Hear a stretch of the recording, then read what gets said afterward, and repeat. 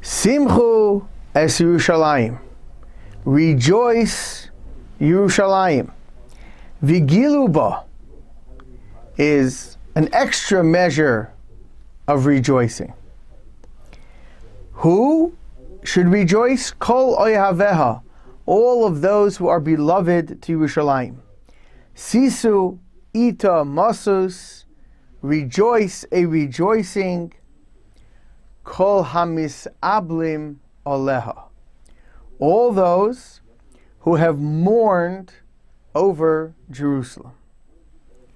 Mikan amru, from here, says the Gemara, we derive the following. Kol hamisabel al Yerushalayim, whoever mourns over the destruction of Yerushalayim and the holy temple, the Beis Hamikdash, Zoiche v'roeh b'simchasa, is going to merit and is going to be privileged to see the rejoicing, the rebuilding of the Beis Hamikdash.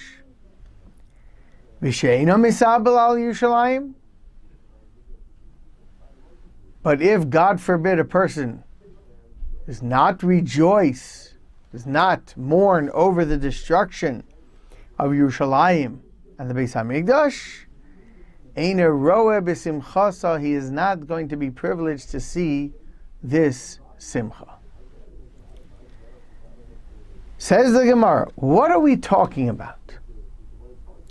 What does this mean to mourn over Yerushalayim? Have we not restricted ourselves over the last 3 weeks from playing music, from rejoicing, from laundering our clothing, going swimming? We have restricted ourselves and have detested from acts of pleasure. So what is the Gemara talking about? What does the Gemara mean when it says, Kol misabel al Yerushalayim, whoever mourns over the destruction, roeh b'simchasa, is going to be privileged to see the rebuilding and the rejoicing over the temple of Yerushalayim. And those who do not mourn over Yerushalayim, they're not going to see this rejoicing. So the Gemara continues. Tanya nami hachi, we have a brisa to support what we just said. We just said whoever mourns over the destruction will be privileged to witness the rebuilding and the rejoicing over the rebuilding of Jerusalem and the temple. And those who did not mourn will not be privileged. So we have the support of the following brisa. Whoever eats meat and drinks wine on Tisha B'Av, meaning, all the commentators explain it doesn't mean actually on Tisha B'Av. It means in the meal right before the onset of Tisha B'Av. Right before the beginning of the fast, when you're supposed to be sitting on the floor, take off your shoes, you eat an egg. Even though it's true this particular year we do not do that, since Tisha B'Av falls out on Shabbos and is pushed off till Saturday night, Motzei Shabbos Sunday. So therefore all of the restrictions of sitting on the floor and removing your shoes and not eating meat and wine do not apply because it is Shabbos. The Gemara is talking about during a regular year, where one is having the final meal before the onset of the fast. And it says the following. A person who eats meat and drinks wine during that final meal before the onset of the fast, all of Akasav Omer, the Pasuk says in Yecheskel about such a person, V'tehi avaynoisam al atzmoisam. This sin is going to be etched in his bones. Now this is very striking language. We never find in Chazal, or really anywhere in the Talmud, not in the Babylonian Talmud, not in the Jerusalem Talmud, that if a person transgresses a sin, that sin is etched in his bones. We never find such harsh language used. So what is different about mourning over the destruction of the temple, where if one does not mourn, that sin of not mourning is going to be etched in the person's bones. What does this mean?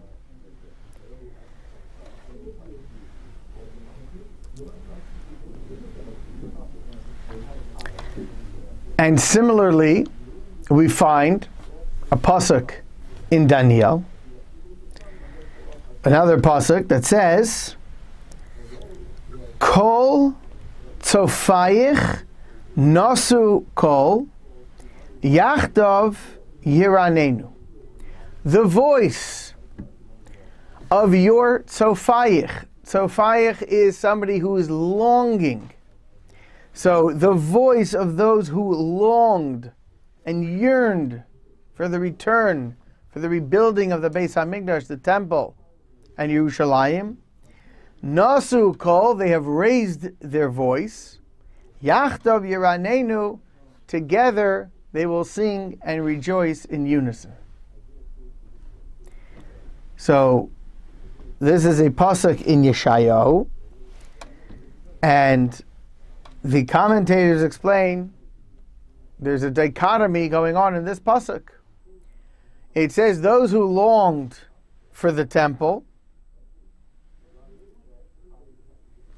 the voice of those who longed for the temple, they raise their voice, together they will sing and rejoice in unison. So the Mefarshim asks, why does it say in the past tense, Nas'u kol, they raised their voice? It should say, Yisu kol, those who mourned over the destruction of the temple, who raised their voice, in the future will raise their voice in singing and rejoicing. Why does it use the past tense? Says the Mefarshim, you know what it means? It means the following. What does it mean, kol tzofayich, the voice of those who longed? Yinasu kol, those who raised their voice in anguish over the destruction of the temple and of Jerusalem. In the future, Yachdav Yiranenu, they will be privileged in the future to sing the praises and rejoice in the rebuilding of Jerusalem and the temple. So we see something very unique here. We are not talking about someone who's not observant of the laws. He's going to observe the laws. He's going to sit on the floor on Tisha B'Av, as we are doing today. And he's not going to wear shoes. He's not going to eat or drink. He's going to follow all the laws. But if he doesn't raise his voice in mourning, in yearning and longing over the destruction and eventual rebuilding, says the Gemara, he is not going to be privileged to be there at the rebuilding and of this Simcha. So what does this mean? And if not, as we saw before, that sin of not mourning is going to be etched in the bones. So what does this mean? So one of the most famous commentators on the Gemara, the Ritva, explains the following. Until now, we've heard, or we know of a concept called Tchias HaMesim, the resurrection of the dead. that eventually there's going to be a resurrection of the dead. And who will be privileged amongst that resurrection? That will be decided by God. Whoever deserves to be resurrected will be resurrected, and if not, not. Says the Ritva, from this Gemara we see, and putting all the psukim together, we see that there's going to be a second resurrection. Or should I say, a first resurrection. One resurrection of the dead, what we call Tchias HaMesim, is going to happen.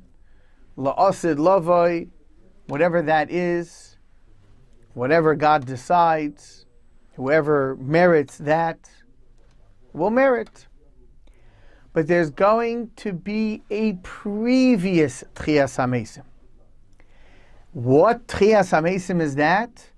That is the Tchias HaMesim of the rejoicing of the rebuilding of the temple. For who is going to be privileged to be at that simcha, to be at that occasion, the most joyous occasion in the history of the world since we had a Beis Hamikdash? Only those who mourned, who truly mourned over the destruction of the temple. Those who did not mourn, says the pasuk, that sin or that lacking of not mourning is going to be etched in your bones, which means you're not going to be resurrected. Only those who mourned over the destruction of the temple are going to be taken out of the grave to rejoice, to be at the rebuilding and the rejoicing of the temple.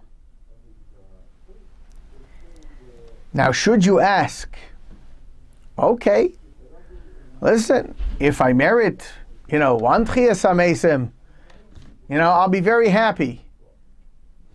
Do I really need to merit two Tchias HaMesims, a second resurrection of the dead? All right, so I won't be there. What is the big deal if I'm there or not? So I'd like to briefly describe to you what it means, the roeh b'simchasa, the rejoicing of the rebuilding of the Beis Hamikdash, and you will have to decide if you want to be amongst the few, the proud, the Marines who merit such an occasion.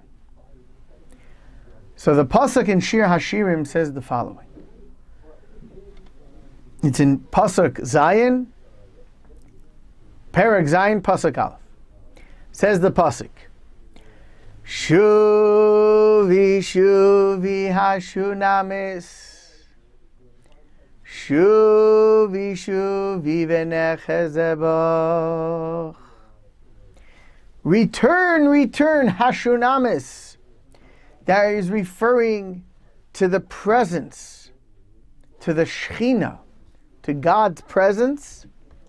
Shuvi, Shuvi, return, return, V'nechezebach, so we can gaze upon you once again. Says the Vilna Gaon, in his Pirush on Shir Hashirim, he says the following. What is the language, the usage of the words Shuvi, Shuvi 4 times? So there are multiple levels. On the one hand, it's referring to the 4 exiles that the Jewish people had to go through. Bavel, Paras Umadai, the Babylonian, Persian, Median, Yavan, the Greeks, and last but not least, the final, Galus Edom, with the Roman exile, which is what we find ourselves now, and God willing, we will merit to see the end of Galus Edom. So these are referring to the 4 Galuses. On a different level, it's referring to the Jewish people who are going to be what is famously known as the ingathering of the exiles. So it's referring to the four corners of the earth from which all of the Jewish people will be gathered in the time of Mashiach. And the Vilna Gaon goes on to describe the following. At the time of the rebuilding of the third Beis HaMikdash, so all of the Jewish people who merit are going to be there. Avram, Yitzchak, Yaakov, our forefathers, our foremothers, the Shvatim, Moshe, Aaron, David, Shlomo HaMelech, all of the great people, all the great Nevi'im, and all of the Tzaddikim, the Tzidkanios, all the righteous men and women of all the generations, the Tanoim, the Amoraim, the Rishonim, Rashi's going to be there, the Ramban, the Rambam, everyone who's anyone who mourned over the destruction of the temple is going to be there. And says the Vilna Gaon, we're all going to be on Har HaBayis, millions and millions of Jews. And the third Beis HaMikdash is going to have already come. As Rashi in the Gemara in Tainis tells us that the third Beis HaMikdash is going to come from the skies, already built. And it's going to be where it should be, in its rightful place on Har HaBayis. And the entire Jewish people are going to be surrounding on Har HaBayis the Beis HaMikdash. And we're waiting. Says the Vilna Gaon, what are we waiting for? What is the great anticipation? Says the Vilna Gaon, you know what we're waiting for? We have all the Jews. We have the Beis HaMikdash. Everyone's on Har HaBayis together. But there's something missing. What is missing? That's the Shekhinah, Hashem's presence. Says the Vilna Gaon, when will the festivities, when will the joy, when will the music begin? Only after the following. What does the verse tell us? The pasuk says, Shuvi, Shuvi Hashunamis. When all the Jewish people in unison, as one, will cry out together, Shuvi, Shuvi Hashunamis. Shuvi, Shuvi V'nechazabach. Only then will God's presence come down. And then, as they say, let the music begin. And it will be such joy, and it will be such simcha, and it will be such unity. It will surpass any simcha imaginable. And all of this is what we're anticipating. But who is going to be there? Who is going to merit? Those who are alive when Mashiach comes can merit it. But what about those who are not alive anymore? Who have unfortunately passed away over the few thousand years of the Gullus? Where will they be? Says the Ritva, Yerushalayim is going to have a special Tchias HaMesim for all of the mourners of Zion. All the great people who mourned over the destruction of the temple. Yerushalayim is going to take them out of the grave to participate in this rebuilding of Yerushalayim. But only those that mourn are going to be privileged. So we have quite a task on our hands. Because if we don't mourn, we might sit on the floor, we might not wear shoes, we might not eat, we might not drink, but we might not be there. because we didn't mourn. So what does it mean to mourn? How do we invoke mourning within us? And something that happened thousands of years ago. So we have the Western Wall, thank God, and many, many people go to the Western Wall, but it is a far cry from what we are longing over. So how do we invoke these emotions to really feel on some level the loss of the Beis Hamikdash? So there are definitely several reasons why it is very difficult in our generation to feel this. Well, we're going to try to focus on one or two of them and what we can do to bring ourselves back to merit this tremendous opportunity of being there at the Simcha. So first, let's understand with the following mashal. Why is eating meat and drinking wine before the Suda, before the onset of the fast, why is it so terrible? Not this year, when Tisha B'Av falls on Shabbos, and Shabbos pushes off the fast. You're allowed to eat, and you're not only you're allowed, you're supposed to eat meat, drink wine. We do everything regular. But why normally is it such a terrible, terrible thing? So I'll give you the following mashal. Imagine you have 5 friends, and one of them has a house with a swimming pool in the backyard.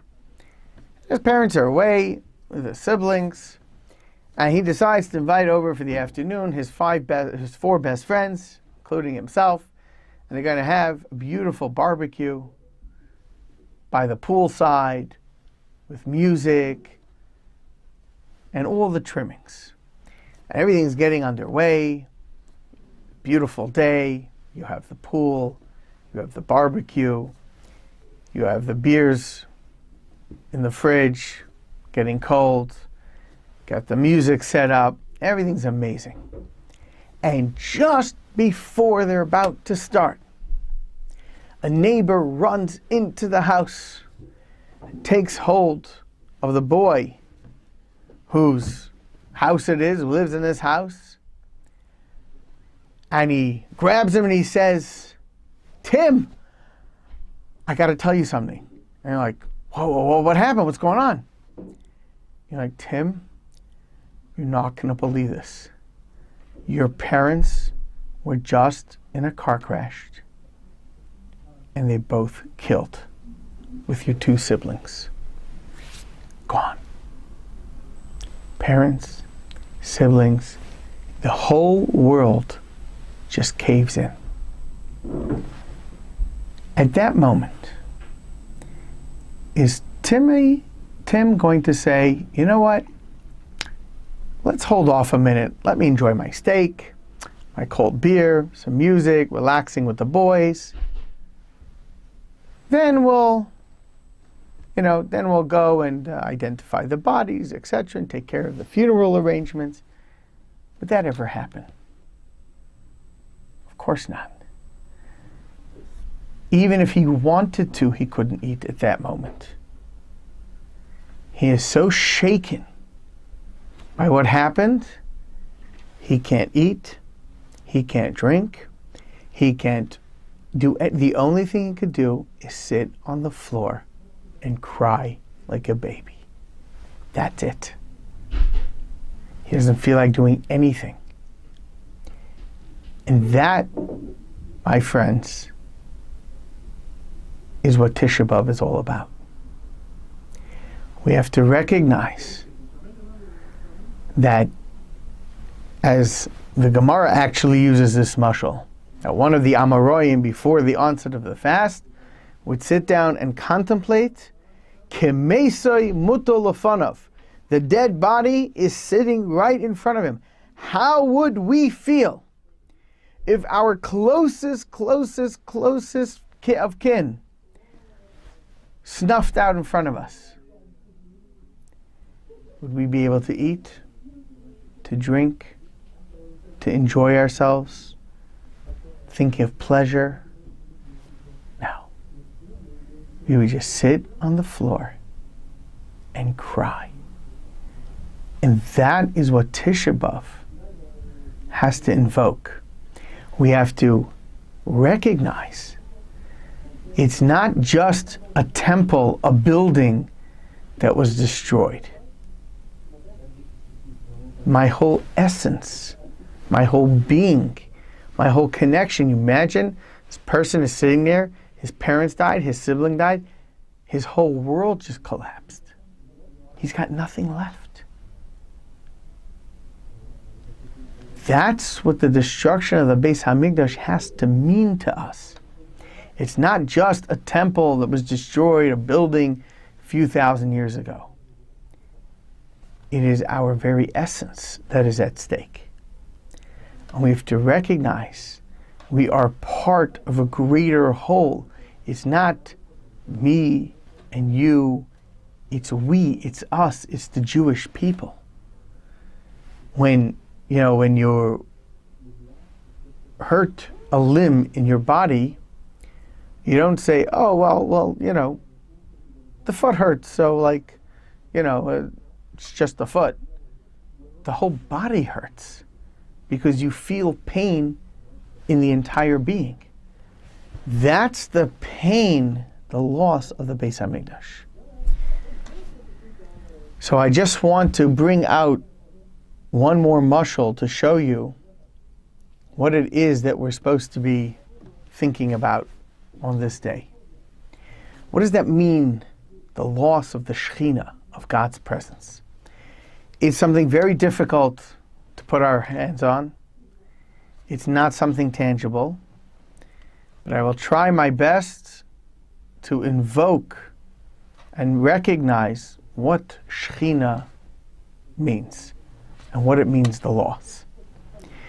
So I want to tell you a story. This story goes back almost 70, 80 years to Yerushalayim Ir HaKodesh. And there was an American boy who was learning in yeshiva. And at that moment, that he was learning in yeshiva, it was during the war. And everything was rationed. Eggs, milk, everything was rationed. Everything was very scarce. And this boy got sick. And he had to be hospitalized. But then they didn't send you to a regular hospital. What he needed was a convalescent center in which, yes, the food was rationed, but you got a little bit more. And he was sent to a convalescent center to get better. And he was in the convalescent center. And he described what happened to him one Friday night. So what would happen is Friday night, the owner would come in after davening, and he would say, okay, it's time for the meal, whatever announcements had to be made. So one week, he comes in and he says, listen, we're not ready yet. Need another quarter of an hour, 15 minutes. So everyone, go back to your rooms and do what you want, and we will call you and we'll let you know when we're ready. Okay. So everybody went, go back to their room or whatever. And this boy was too weak. He couldn't move. Everything was very, very difficult. And he decided, listen, he's already in shul. No, another 15 minutes. Okay. So he was standing by the bima where they lay in the Torah, and he was leaning on the bima. And he decided he's going to open up a Chumash to learn the Parshas HaShavua. And he opens up the Chumash to learn the Parsha. And all of a sudden, he has this feeling that envelops his entire body. And he doesn't feel like he's standing. He feels like he's floating, like he wants to stand on his tippy toes to try to touch the very heavens. And he's standing there.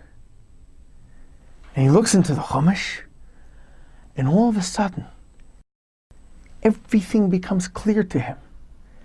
All the questions he ever had in Emunah fall by the wayside. He starts to understand all of the psukim, and he gets this intense feeling of such love that he wants to go over and hug every single person just because they're a Jew.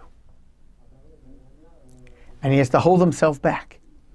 And this is going on for about 15 minutes, after which the proprietor comes in, bangs on the bima and says, okay, everyone's welcome, to join us in the dining room for Friday night. And it goes away.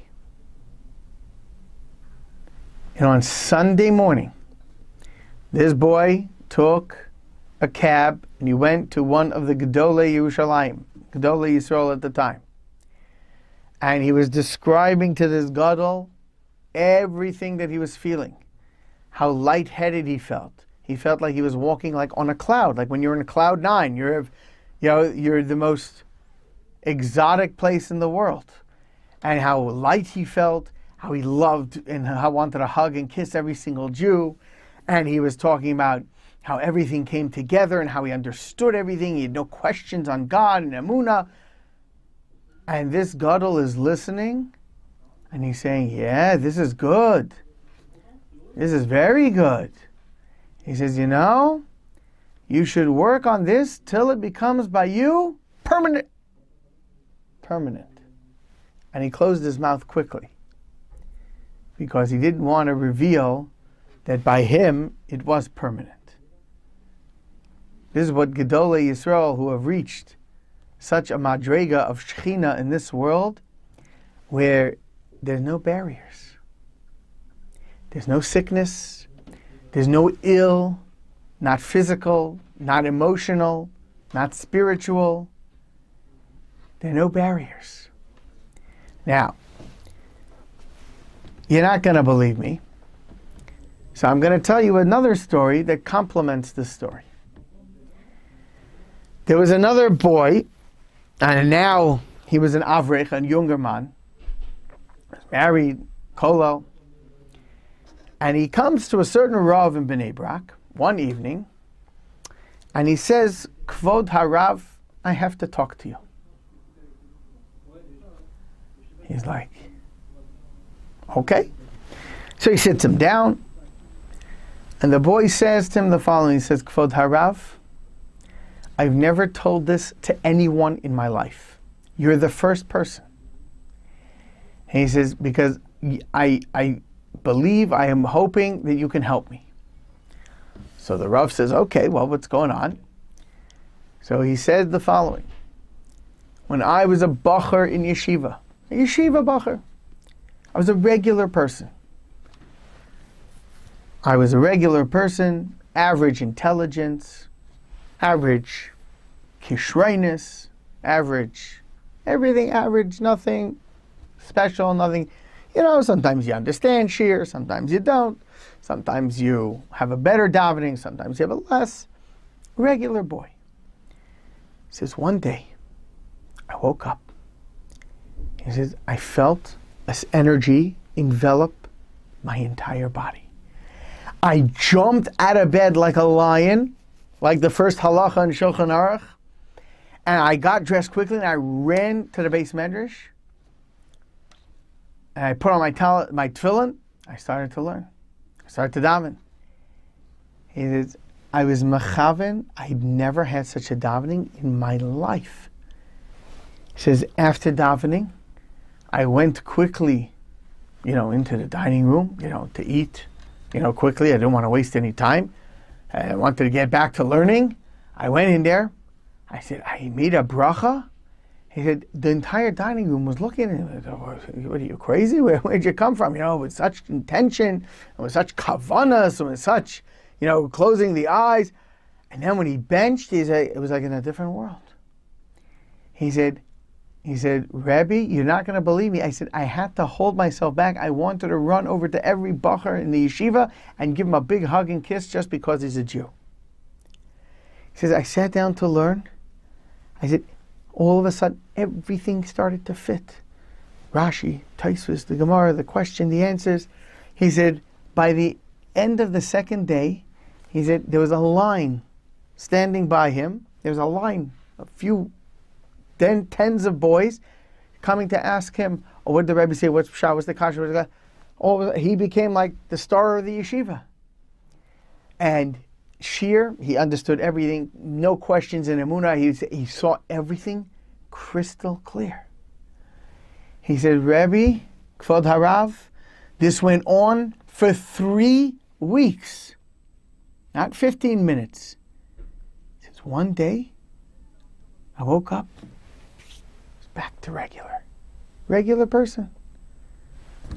He says, Kvod Harav, I've been longing to have that feeling ever since I had that taste. When I was a bacher, many, many years ago, I've been longing even for 1 minute. Kvod Harav, please tell me, what can I do? 1 minute, I want to get that back. So the Rav told him, he says, I can't help you get it back.